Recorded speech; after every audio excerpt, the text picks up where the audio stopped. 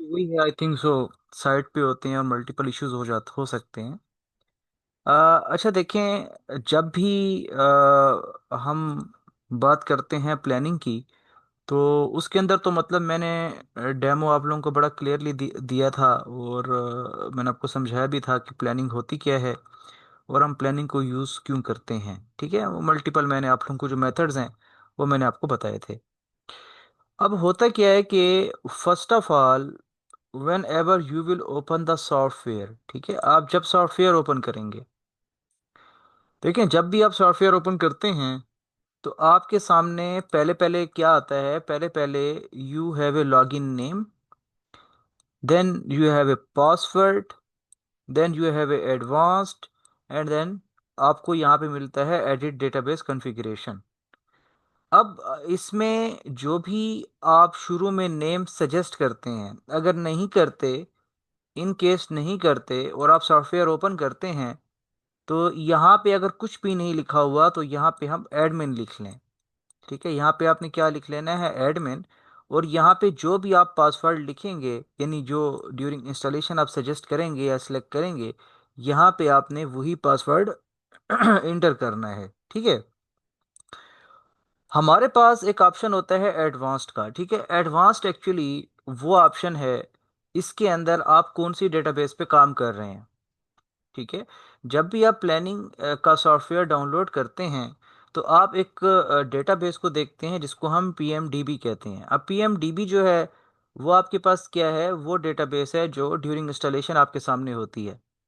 ठीक है, डेटाबेस एक इतनी इंपॉर्टेंट कैटेगरी है, इतनी इंपॉर्टेंट चीज़ है कि आप जितने भी आप 10 लाख सैलरी ले रहे हैं, 12 लाख ले रहे हैं, 15 लाख ले रहे हैं, 20 लाख ले रहे हैं, तो वो सारे का सारा जो डेटा है वो सिर्फ और सिर्फ एक डेटाबेस के ऊपर डिपेंड कर रहा होता है।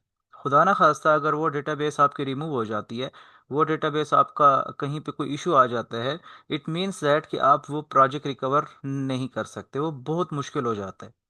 ठीक है, उसके लिए बैकअप प्लान्स होते हैं, वो मैं इंशाल्लाह आपको बताऊंगा कि कौन कौन से जो बैकअप प्लान्स हैं वी कैन यूज़। ठीक है, अभी अगर आपने PMDB इंस्टॉल की है तो आपको एडवांस में आने की कोई नीड नहीं है। ठीक है, अब मैं जिस डेटाबेस पे काम कर रहा हूँ वो है engineer Waleed database.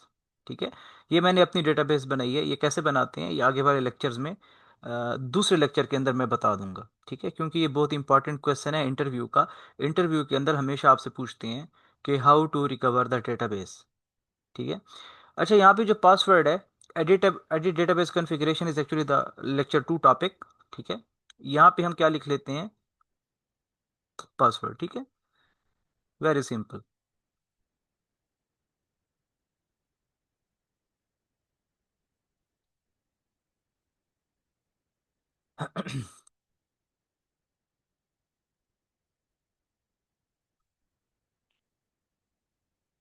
Make sure one thing कि जब भी आपके सामने विंडो ओपन होगी, जब भी, तो वो विंडो आपके सामने एक्टिविटी विंडो ओपन होगी। ठीक है, आप जब नया सॉफ्टवेयर इंस्टॉल करते हैं तब तो प्रोजेक्ट विंडो ओपन होती है।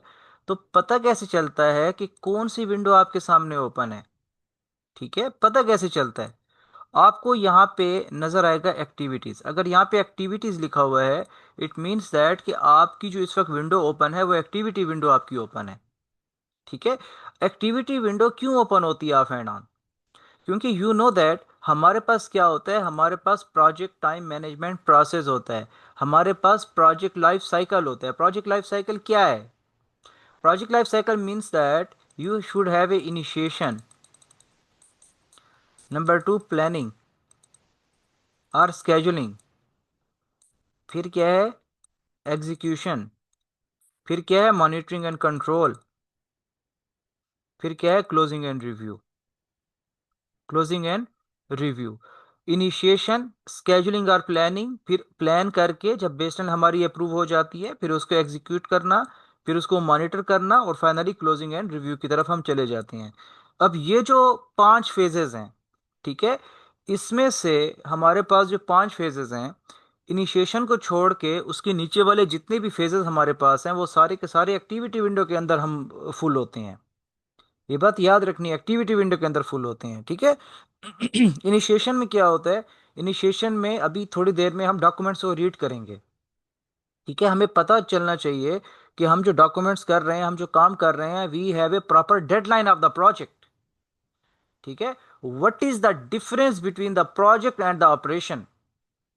प्रोजेक्ट वो कैटेगरी होती है जिसकी एक स्पेसिफिक डेडलाइन होती है, जिसकी एक स्पेसिफिक डेडलाइन होती है। यू आर एन इंजीनियर, आप हर प्रोजेक्ट पे काम कर रहे हैं, आपको पता है कि आप जिस प्रोजेक्ट पे काम कर रहे हैं उस प्रोजेक्ट की अपनी डेडलाइन है। ठीक है, कोई भी प्रोजेक्ट जो है वो कभी भी किसी डेडलाइन के मुताबिक नहीं होता। ठीक है, अब वो डेडलाइन कहाँ पे है, वो डेडलाइन हमें कौन से डॉक्यूमेंट से मिलेगी, वो कौन कौन से डॉक्यूमेंट्स हैं जो कंपनी हमें प्रोवाइड करेगी। ठीक है, मैं आपको ये बिल्कुल भी नहीं कहूंगा कि कंपनी आपको प्रोवाइड कर देगी, मैं आपको दिखाता हूं कौन कौन से हैं। ठीक है, तो यहां पे फर्स्ट ऑफ ऑल आपने करना क्या है, देखें। Operation, operation simple is that, operation उसको कहते हैं जिसकी कोई डेडलाइन नहीं होती। ठीक है, ऑपरेशन किसको कहते हैं कि किसी की कोई डेडलाइन नहीं होती। प्रोजेक्ट किसको कहते हैं कि जिसकी एक स्पेसिफिक डेडलाइन होती है। ठीक है, अब पहले पहले आपने करना क्या है, देखें, पहले पहले आपने प्रोजेक्ट को बनाना है। ठीक है, कंपनी सजेस्ट करनी है, तो उसके लिए आप पहले पहले आएंगे इंटरप्राइज पे। उसके बाद आपको यहां पे मिलेगा प्रोजेक्ट्स। ठीक है, जब आप प्रोजेक्ट्स पे आते हैं, जब प्रोजेक्ट्स पे आप सिंगल क्लिक करते हैं, तो आपके सामने क्या हो जाता है, एक प्रोजेक्ट की विंडो ओपन हो जाती है। ठीक है, तो कैसे पता चला प्रोजेक्ट की विंडो है, यहां पे देखें, यहां पे हमारे पास एक ऑप्शन आ गया है जहां पे व्हाइट साइन है किस चीज का, प्रोजेक्ट्स का।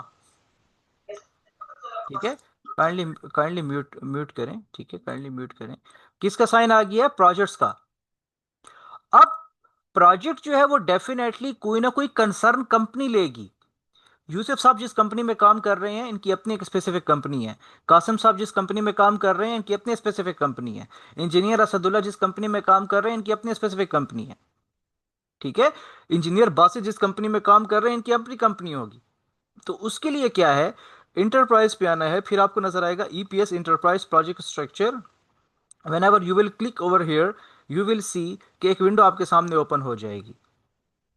ठीक है, अब जब ये विंडो आपके सामने ओपन हो जाती है तो आप यहां पे क्या करेंगे, आप यहां पे कंपनी का नाम देंगे।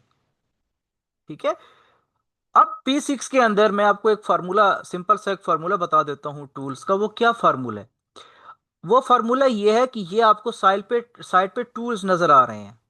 ठीक है, टूल्स जो होता है ना वो सिंगुलर होता है, सिंगुलर होता है यूज करने के लिए। ये P6 के अंदर आप जिस चीज को भी ऐड करेंगे आपको यही फॉर्मेट मिलेगा। ठीक है, क्लोज का मतलब क्या होता है, जब आप यहां पे सेटिंग अपनी डन कर लेंगे, डन कर लेंगे, तो उसके बाद सिंपल इज दैट आपने इसको क्लोज कर लेना, ये बंद हो जाएगा। ठीक है, आप जिस कंपनी को यहां पे ऐड करना चाहते हैं अपने इस पॉइंट के ऊपर, तो आपने सिंपल इज दैट ऐड करना है। आप यहां पे किसी कंपनी को बिल्कुल उड़ाना चाहते हैं, रिमूव करना चाहते हैं, तो फिर आपने क्या करना है, यहां से इसको डिलीट करना है। ठीक है, बाकी कट जो है ये तो सबको पता है। इसको कट करके यहां पे लेके आना चाहते हैं तो यहां से खत्म हो जाएगी, यहां पे पेस्ट हो जाएगी। कॉपी, कॉपी करना है तो ये यहां पे भी रहेगी, और अगर यहां पे कॉपी करनी है सेम कंपनी, यहां पे भी आ जाएगी। ठीक है, बाकी ये जो एरोज हैं इनका यूज मैं आपको भी दिखा देता हूँ, वन बाय वन मैं सबको दिखाता हूँ, आपको दिखा देता हूँ यहाँ पे। अब यहाँ पे मैंने क्या करना है, कंपनी को ऐड करना है। तो ऐड के लिए मेरे पास क्या है, ये टूल है, लिखा भी हुआ ऐड है। ठीक है, तो इस ना कोई मतलब माइंड पे प्रेशर डालने की नीड भी नहीं है इसके ऊपर। तो आप इसको यहाँ पे क्या करेंगे, ऐड करेंगे। जब आप ऐड करेंगे यू कैन सी कि हमारे पास एनपीआई कंपनी है, और एनपीआई कंपनी के अंडर एक कंपनी आ गई है। ठीक है, अंडर कैसे पता चला, ये जो आपको लिंक नजर आ रहा है, ये लिंक पहले ऐसे जा रहा है और फिर इस तरह इसके साथ थोड़ा इस तरह हो रहा है। देखें, टिल्ट हो रहा है इस तरह, इसने 90 डिग्री का एंगल बना लिया। अब ये क्यों बना, ये इसलिए बना कि P6 ये समझ रहा है, जिस तरह FWO करती है, जिस तरह बाकी कॉन्ट्रैक्टर्स करते हैं, कि मेन कॉन्ट्रैक्टर ने फॉर एग्जांपल एनपीआई ने एक प्रोजेक्ट ले लिया, और अब ये एनपीआई ने ये प्रोजेक्ट जो है वो सब कॉन्ट्रैक्ट कर दिया किसी और कॉन्ट्रैक्टर को। ठीक है, कोई भी प्रोजेक्ट हो सकता है, एमईपी हो सकता है, आयरन गैस हो सकता है, कुछ भी हो सकता है, वट एवर। ठीक है, अब हमेशा आपने एक बात याद रखनी है कंपनी का नेम जो है वो जब भी एज एन प्लानिंग इंजीनियर आप रिपोर्टिंग कर रहे होते हैं, रिपोर्टिंग के अंदर कंपनी का नेम नहीं आएगा। ठीक है, कंपनी के अंदर रिपोर्ट, कंपनी का नेम रिपोर्ट के अंदर नहीं आता, हमेशा प्रोजेक्ट का नेम रिपोर्ट के अंदर आता है। ठीक है, तो आपने कभी भी ये नहीं सोचना कि मेरी कंपनी इसके अंडर काम कर रही है तो मैं जो हूं इसको इसके अंडर ही रखूं, नहीं। आप जिस कंपनी के प्लानिंग इंजीनियर हैं, जिस कंपनी के भी हैं, आपने खुद को इंडिविजुअली मानना है।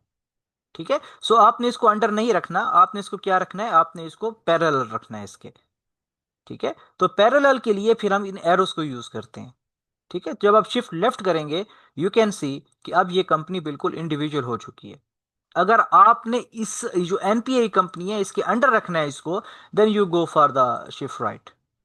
ठीक है, तो अंडर नहीं रखना, अंडर की कोई नीड नहीं है, so no worries about it. ठीक है, तो यहां पे आप कंपनी का नेम लिख लें, वैस्म for example, and over here वैस्म builders design and engineers consultant. ठीक है, अब ये आपके पास क्या है, ये आपके पास, ये ऑलरेडी नेम सेफ था तो इसलिए आ गया। ठीक है, अब ये आपके पास क्या है, ये आपके पास एक कंपनी बन चुकी है। नाउ ये टेबल व्यू है, अगर आप चाहते हैं कि नहीं मैं तो इसको चार्ट व्यू में देखना चाहता हूं, तो आपने यहां पे राइट क्लिक करना है। ठीक है, और आपको यहां पे मिलेगा चार्ट व्यू। आप जब चार्ट व्यू को सिलेक्ट करते हैं तो यहां पे, ठीक है, यहां पे आपके सामने क्या एंड में कंपनी आई हुई है आपकी।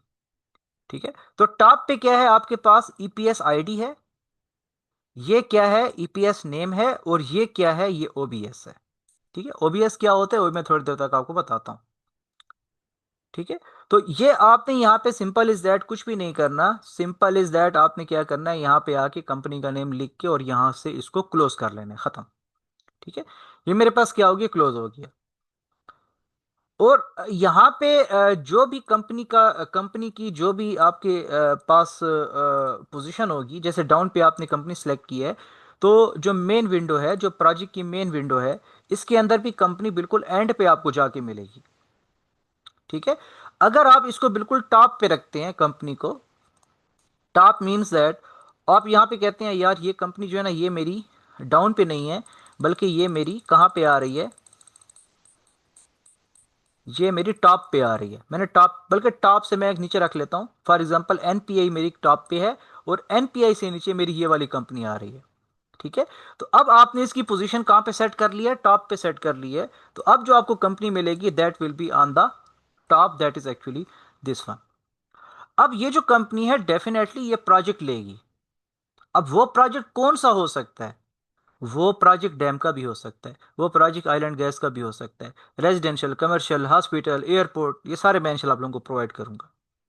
ठीक है, क्लास में करेंगे इसको, एंड इंशाल्लाह यू विल डू, इतना कॉन्फिडेंस आप में आ जाएगा। अच्छा, इसमें क्या है कि अब आपने यहाँ पे राइट क्लिक करके आपको यहाँ पे मिलेगा एक ऐड का ऑप्शन। ठीक है, आप यहां से ऐड करें, आपके सामने एक क्रिएट न्यू प्रोजेक्ट की विंडो ओपन हो जाएगी, आपकी मर्जी है। ठीक है, आप यहां से ऐड नहीं करना चाहते ना करें बेशक, आपको यहां पे मिलेगा लेफ्ट साइड पे ऐड का ऑप्शन, आप यहां से ऐड करें, आपकी मर्जी है। ठीक है, आप यहां से नहीं करना चाहते, ठीक है, आप यहां से नहीं करना चाहते, आपको राइट साइड पे ऐड मिलेगा, ये अक्सर ऐड नजर नहीं आता, छुपा होता है, ये वाला ऐड है, ये वाला ऐड है। ठीक है, छोटा सा ये वाला ऐड है, जहां पे प्लस का साइन देखें P6 में, समझ जाएं कि वो ऐड है। ठीक है, जहां पे क्रॉस का साइन देखें समझ जाएं वो डिलीट है, जहां पे कैंची का साइन देखें समझ जाएं वो कट है, जहां पे इस तरह दो पेजेस का साइन देखें समझ जाएं वो कॉपी है। ठीक है, तो अभी हमने क्या करना है, प्रोजेक्ट को बनाना है, तो हम यहां पे ऐड करेंगे। ठीक है, ऐड करने के बाद वो कह रहा है create a new project and select EPS. Select EPS means that ये जो प्रोजेक्ट है ये कौन सी कंपनी ले रही है। ठीक है, ये आपको आगे तीन डॉट नजर आ रहे हैं, अगर आप तीन डॉट को सिलेक्ट करते हो और आप कहते हो यार ये तो बैक कंसल्टेंट ले रही है, या एमआर कंस्ट्रक्शन ले रही है, या हनी फंजम ले रही है, अगर हनीफ अंजम ये प्रोजेक्ट ले रही है तो फिर you should go for the Hanif Anjum, यहाँ पे डबल क्लिक करेंगे तो अब जो प्रोजेक्ट है वो हनीफ अंजम के अंडर आएगा। ठीक है, अब जो बनेगा प्रोजेक्ट वो यहां पे बस रट्टा लगाएं इसको कि यहां पे जिस कंपनी का नाम होगा प्रोजेक्ट उसके अंडर बनेगा। ठीक है, right now I am not interested कि वो हनीफ अंजम का प्रोजेक्ट है। ठीक है, तो मैं इसको सिलेक्ट करके आई विल बैक स्पेस, तो ये किसका प्रोजेक्ट है? ये west builder and design and engineers consultant का प्रोजेक्ट है। ठीक है, उसके बाद मैं करूंगा नेक्स्ट। नेक्स्ट करने के बाद अब यहां पे प्रोजेक्ट आईडी है और प्रोजेक्ट नेम है, it should be very realistic. ठीक है, अब प्रोजेक्ट आईडी हम यहां पे क्या लिखें, देखें हमें जो होता है कुछ प्रोजेक्ट ऐसे होते हैं, लाइक हमें सीएनडब्ल्यू के टेंडर्स मिल जाते हैं, टेंडर प्रोजेक्ट हमें मिल जाता है। तो जो टेंडर प्रोजेक्ट होता है आप लोगों को एक बेहतर पता है, यूसुफ साहब सऊदीया बैठे हैं इनको ही पता है। ठीक है, कि हमारे पास एक प्रॉपर प्रोजेक्ट आईडी होती है। ठीक है, late me show you that ID first.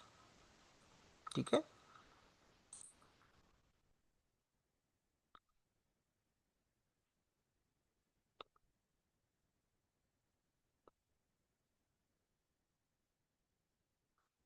ठीक है, तो ये आपके पास क्या है, ये अभी रिसेंटली हाईवे का मुझे मिला, अभी और भी डिस्कस करते हैं।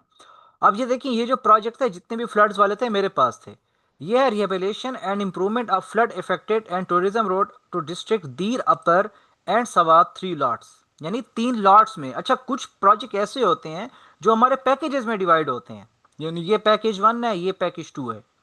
ठीक है, कुछ जगह हम लॉट्स में डिवाइड कर लेते हैं, ये लॉट 1 है, ये लॉट 2 का एरिया, ये लॉट 3 का एरिया। ठीक है, अब ये जो हमारे सामने आ रहा है दिस वन, इसको हम क्या कंसिडर करेंगे, that is actually project ID. किसकी प्रोजेक्ट आईडी है? दीर अपर एंड सवात की। ठीक है, अब अगर दीर अपर एंड सवात की प्रोजेक्ट आईडी, फॉर एग्जांपल ये आपको पता है कि ये है, समटाइम हमारे पास क्या होता है, समटाइम हमारे पास इतनी क्लेरिफिकेशन नहीं आ रही होती चीजों की। ठीक है, तो फॉर एग्जांपल यहां पे हमारे पास एक गवर्नमेंट कॉन्ट्रैक्टर है हनीफ अंजम,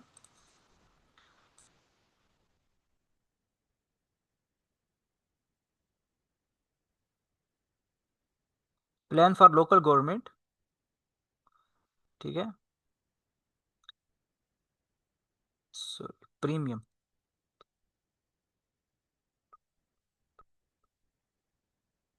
प्रीमियम प्रोजेक्ट। ठीक है, एंड दिस वन।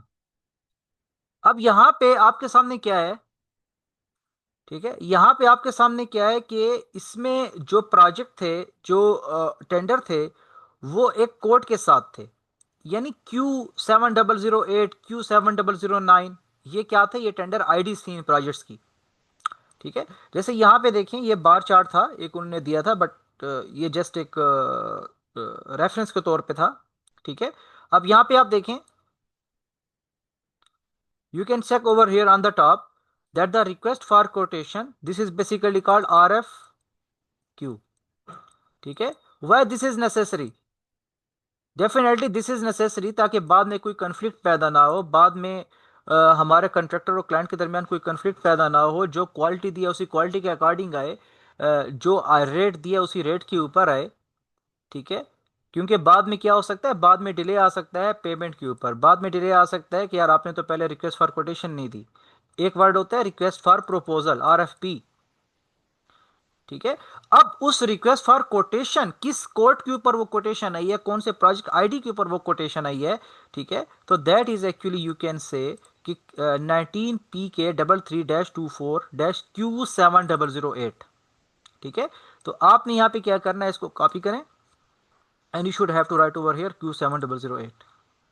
ठीक है, अब यहां पे आपके सामने क्या है, प्रोजेक्ट नेम। ठीक है, what should be the project name over here? अच्छा, समटाइम प्रोजेक्ट नेम के साथ भी ऐसा होता है कि कोई क्लियर बाउंड्रीज नहीं मिल रही होती। ठीक है, क्लियर बाउंड्रीज का मतलब क्या है? अब यहाँ पे आपके सामने एक पूरा डॉक्यूमेंट ओपन है, बट अगर आप प्रोजेक्ट का नेम, जी तला, एनी इशू?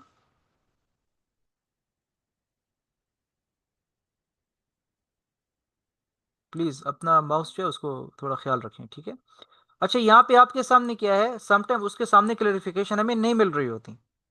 तो you can see over here the property has the following known issues which will be address through this restoration plan. तो इसका मतलब यह है कि ये जो प्रोजेक्ट है ये किस चीज का है, ये रिस्टोरेशन प्लान का है। किस रिस्टोरेशन प्लान का है? ठीक है, तो restoration plan of what? The restoration plan of the property addressed at house number 11, street number 2 is located in the sector F63 Islamabad. This is actually your project name. ठीक है, अगर आपको project का नेम नहीं पता, ठीक है, आगे भी बहुत ज्यादा चीजें हैं जो आपको नहीं पता तो नहीं चल सकती, फिलहाल मैं आपको वो चीजें बता रहा हूं that you should have a proper identification on it. ठीक है, अब यहां पे जो गवर्नमेंट कॉन्ट्रैक्टर था, अब उसकी बात करते हैं, प्लान फॉर लोकल गवर्नमेंट की। ठीक है, अब यहां पे जो आपका प्लान फॉर लोकल गवर्नमेंट है, यहां पे आपके सामने क्या है, यहां पे you can see very clearly कि आपके सामने लेटर ऑफ एक्सेप्टेंस तो बाद में मिलेगा, ठीक है, ये आपके सामने है। एक बीओक्यू आपको मिलेगा, जिसको अभी मैंने थोड़ी देर पहले आपको एक लफ्ज बताया है, आरएफक्यू का। ठीक है, आप जब भी टेंडर फॉर एग्जांपल आपने सबमिट करवा लिया, आपने नहीं सबमिट करवाया टेंडर, तो आपसे हर कोई कहेगा यार हमें आरएफक्यू दो। तो वो जो रिक्वेस्ट फॉर कोटेशन होगी वो किस प्रोजेक्ट के लिए होगी, it will be very straight forward on the top.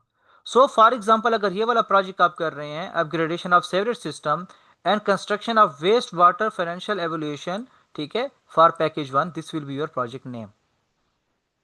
ठीक है, तो प्रोजेक्ट नेम जो होगा it will be very very clear, और इसको आपने बड़ा ख्याल से लिखना है। तो यहां पे हम लिख लेते हैं, our project is actually residential project E11 sector E11,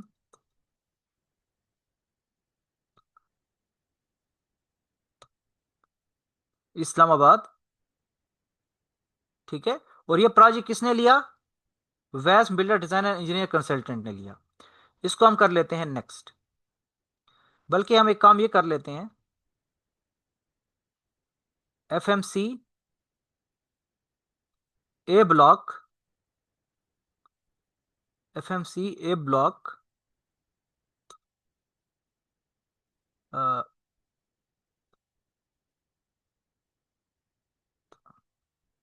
residential house, FMC A block on plot, बस ए ब्लॉक, ठीक है, ठीक है, 3110। ठीक है, next, this project ID already has been written. Okay, next. अच्छा, यहां पे मजीद दो चीजें आ जाती हैं, this things are very much important, इसको समझना है अब आपने। यहां पे एक लफ्ज है प्रोजेक्ट प्लान स्टार्ट, एक लफ्ज है must finish by. Project plan start, what is meant by the project plan start? Project plan start means that when actually you will start your project, ठीक है, when actually you will start your project is called actually project plan start। अब ये project plan start हवा में तो नहीं आ जाता, आप बैठे हैं और आज के दिन आपको फाइल मिल गई है, अभी प्रोजेक्ट शुरू करना है। ठीक है, तो हमेशा एक बात याद रखनी है, आप कभी भी प्रोजेक्ट को हवा में गेट नहीं कर सकते। तो ये डेट हमें कहाँ से मिलेगी, ये डेट हमें कौन देगा? अभी मैं आपसे कहूँ कंपनी देगी, ठीक है, तो मैं आपको नहीं बताऊंगा कंपनी देगी, बल्कि आई विल शो यू। ठीक है, आपको ये डेट कैसे मिलती है, आपको ये डेट कब मिलती है, और आपको कैसे पता चलता है कि ये प्रोजेक्ट की डेडलाइन है? ठीक है, तो यहां पे हमारे पास क्या है, देखें,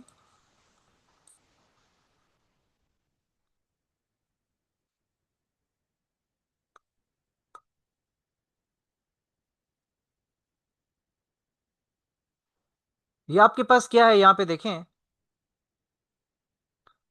लेटर ऑफ एक्सेप्टेंस की तरफ नहीं जाते, बल्कि हम आते हैं वर्क ऑर्डर की तरफ। ठीक है, ये देखें, ये डेट आपको वर्क ऑर्डर मिला है ऑन डेट नंबर 5/6/2025 को, ये आपको मिला वर्क ऑर्डर। ठीक है, अब वर्क ऑर्डर की बेस के ऊपर आपको क्या कहा गया है, ठीक है, इस नोट को जो है वो कौन पढ़ेगा? इंजीनियर बासित, आप जरा इस नोट को पढ़ें। फ्रॉम हेयर टू हेयर पढ़े थोड़ा इसको। Sir, as recommended by the Bid Evaluation Committee in the meeting held on 13 April 2025 and approved by the Secretary CNW, Government of Balochistan, Quetta, and concurrence accorded by the Chief Engineer, Federal Projects Communication Department.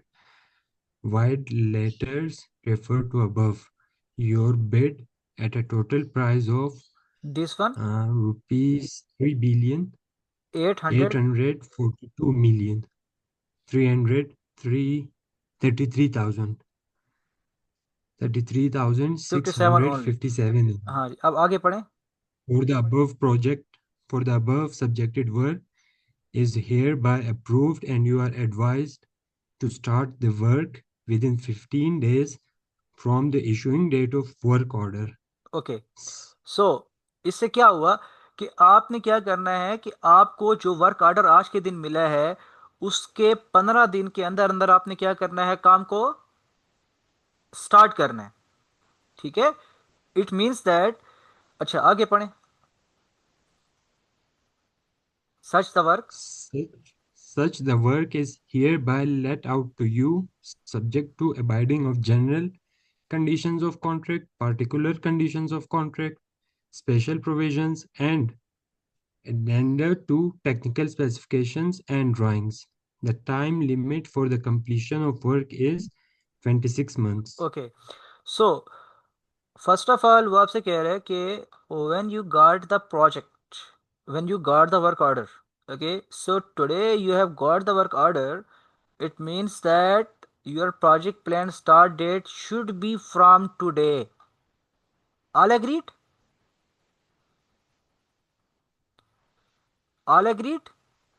Sir, ठीक है, from today, क्योंकि आज के दिन से 15 दिन के अंदर अंदर आपने क्या करना है, वर्क को स्टार्ट करना है।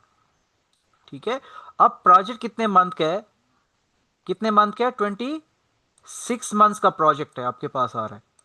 ठीक है, so it means that, agree, it means that कि अब यहां पे जो डेट आएगी ये कौन सी आएगी, ये वही डेट आएगी जो आपको यहां पे स्टार्टिंग डेट दी हुई है, that is actually what 5/6/2025।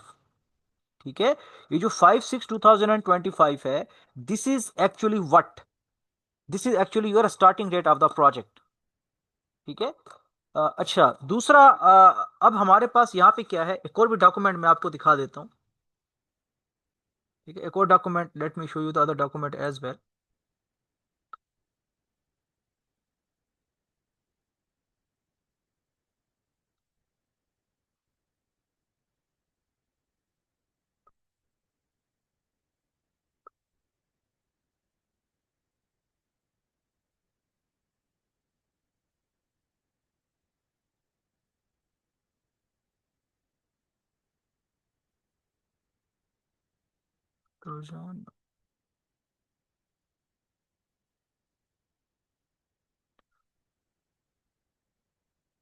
Rice company project NPI and over here,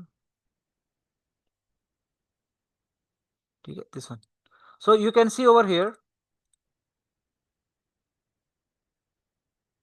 same same same, ठीक है, गल्फ स्टैंडर्ड आएगा आगे। ठीक है, so you can see that the project effective, वो भी दिखाता हूँ, गल्फ वाला भी दिखा देता हूँ आपको, ल्यूसिड वाला। ठीक है, project effective date of start is actually 6 July 2024। So it means that ये जो 6 जुलाई 2024 आपके सामने लिखा हुआ है, ये 6 जुलाई 2024 जो है ये अब यहाँ पे आएगा। क्यों? क्योंकि आपकी जो प्रोजेक्ट की इफेक्टिव डेट है, स्टार्ट डेट है, वो ये है। सही हो गया? तो यहां पे यानी कि जो भी आपका प्रोजेक्ट प्लान स्टार्ट डेट होगी वो आपके पास क्या होगी, it should be over here very clearly. तो यहां पे अगर हम गल्फ की बात करें,